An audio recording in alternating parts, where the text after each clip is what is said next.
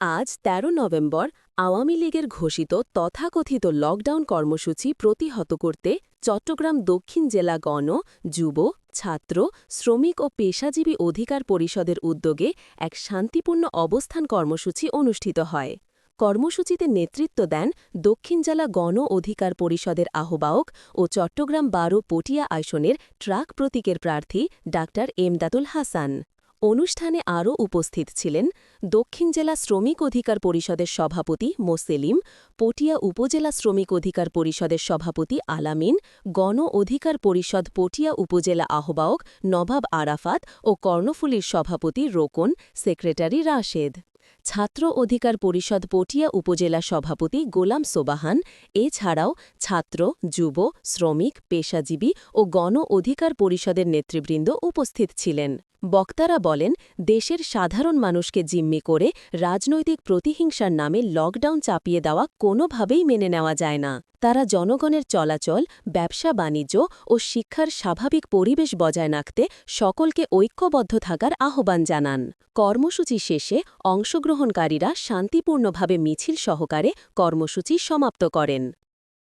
এই যে স্বৈরশাসক শেখ হাসিনা যে নৃশংসভাবে ১৭ বছর ধরে এই দেশে বিরোধী মত এবং বিরোধী পথকে নিষ্ঠুর নির্যাতনের মাধ্যমে দমন করতে চেয়েছিল, সেটাতে ব্যর্থ হয়ে তাকে পালিয়ে যেতে হয়েছে। কিন্তু সে পালিয়ে গিয়েও বসে নাই। সে কীভাবে দেশটাকে ধ্বংস করবে তার নীল নকশা ইতিমধ্যেই সে এঁকেছে। এবং আমরা দেখতে পাচ্ছি গতকালকে বাংলাদেশের বিভিন্ন জায়গায় বিভিন্ন গাড়ি পোড়ানো হয়েছে, বিভিন্ন জায়গায় অগ্নিসংযোগ করা হয়েছে। সেই অগ্নি কন্যা স্বৈরশাসক শেখ হাসিনা ২০০৬ সালেও যখন এই ধরনের অগ্নিসংযোগ করে সারা বাংলাদেশে মানুষ হত্যা করেছিল, সেই ধারাবাহিকতা আবার শুরু হয়েছে।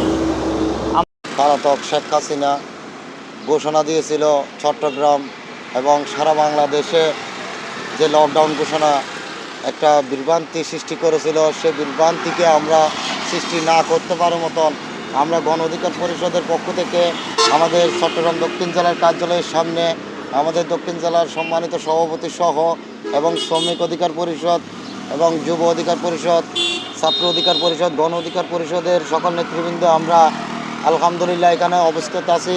কোনো রকমে আমরা নৈরাজ্য সৃষ্টি করার কোনো সুযোগ দিব না।